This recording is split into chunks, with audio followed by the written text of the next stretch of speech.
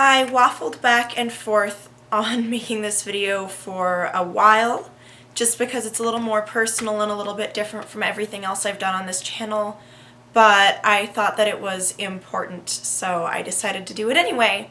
So in this video I'm going to be talking a little bit about my personal mental health struggle and my experience with anxiety and depression throughout my life, but particularly in my adolescence and adulthood, and how grappling with that has changed the way I conceptualize happiness. This video is particularly for people who are suffering from clinical depression or social anxiety or those types of mental illnesses that may have a little more in common with mine. However, I do think some of this is generalized advice that can help you regardless of your mental state, your age, your race, your gender, your sexuality, whatever. I think this is pretty universal in a lot of ways.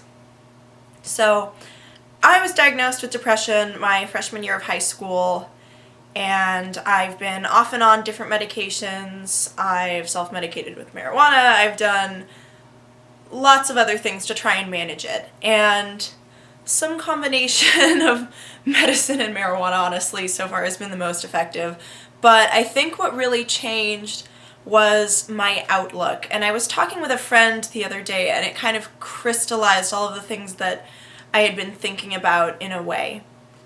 And I think one of the biggest, maybe not causes, but one of the biggest mental structures or mental constructions that we have that I think increases and negatively impacts depression is the idea that happiness comes from checking specific societal boxes.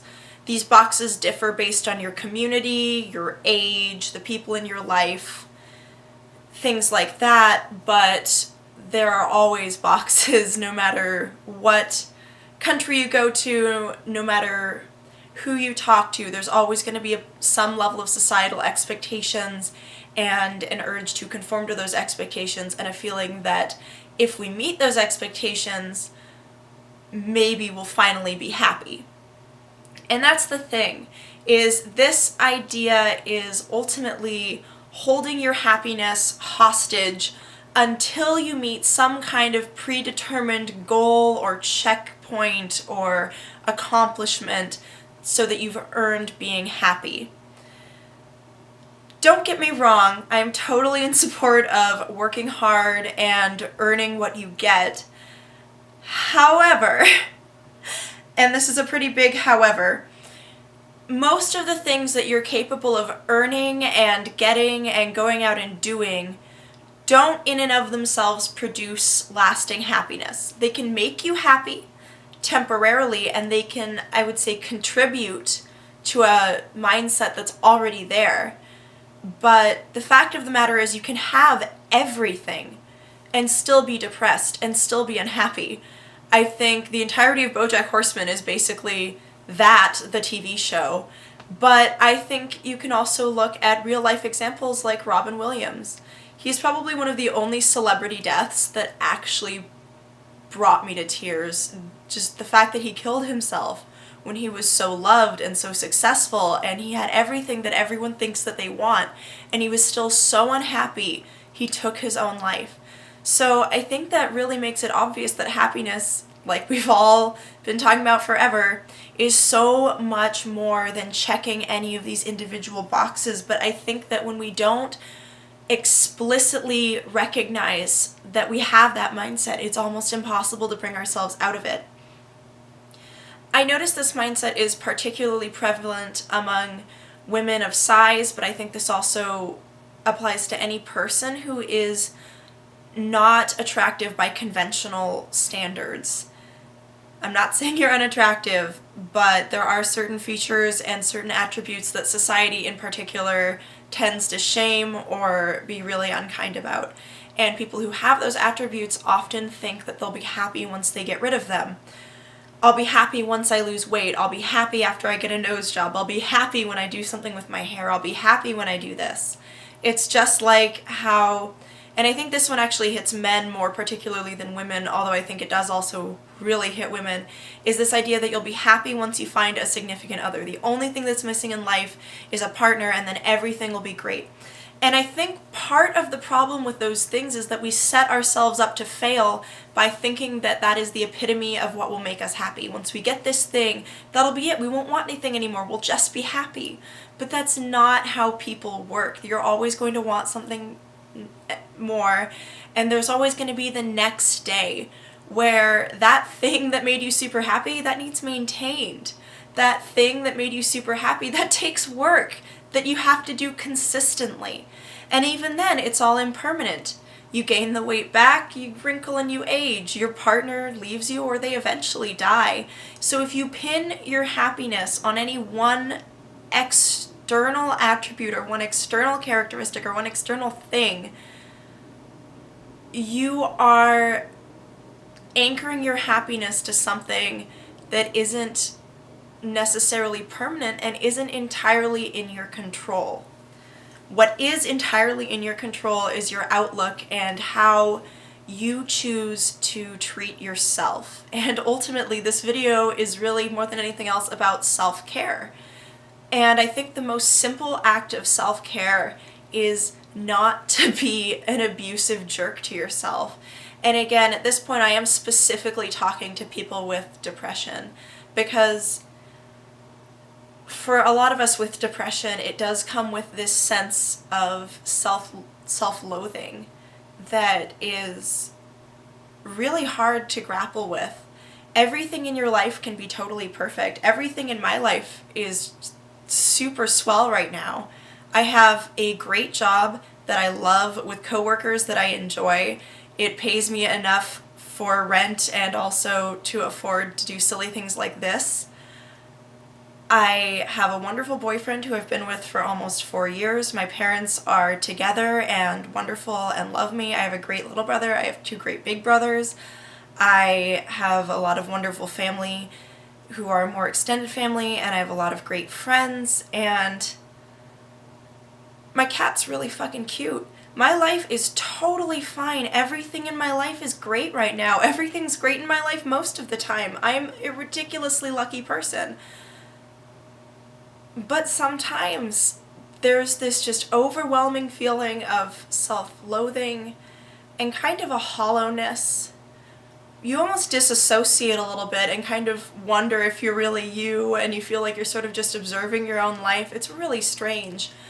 And all of those things, I think, exacerbate this idea that once I do something, once I do the right thing, once I do the thing, I'll finally be happy and it'll all be okay. But there is no the thing. There's no final box I can check. There's no more hoops I can jump through that will guarantee that I'll be finally able to be happy. And so the best thing that I was able to do for my own happiness was to start thinking of it a little bit differently. I started to think of it more as something that comes from a place of appreciation and gratitude of what I have, but also of just being content to be alive and be a person. And part of that was learning how to allow myself to feel good things without feeling like I didn't deserve them. And I still sometimes feel that way. It's not something that you really stop feeling, but it is something you can cognitively talk yourself out of once you understand it enough. And so now I try to treat myself the way I would treat my best friend. I would never let my best friend tell herself that she's ugly and unworthy and she can only be happy if she loses weight, or if she gets a boyfriend, or if she does this one thing. I don't predicate my love for my best friend on all of those things, so why would I predicate my love for myself on all of those things? And so I eventually came to the very generic understanding that happiness comes from within, but I think I, through my own feelings and ruminating on them, came to a different understanding of the process through which that actually happens. And of course, this won't be the same for everyone, And because depression isn't really just about changing your outlook, I still have my bad days. I still have depression. It doesn't go away just because I choose to be happier. But I have been noticing that I do feel better a lot of the time, and the times when I feel worse, I don't feel as bad for as long, and I'm getting better at recognizing my own cycles and figuring out how to break them. So I know this video was long and rambly and a little bit out of my ordinary, but it's 1:30 a.m.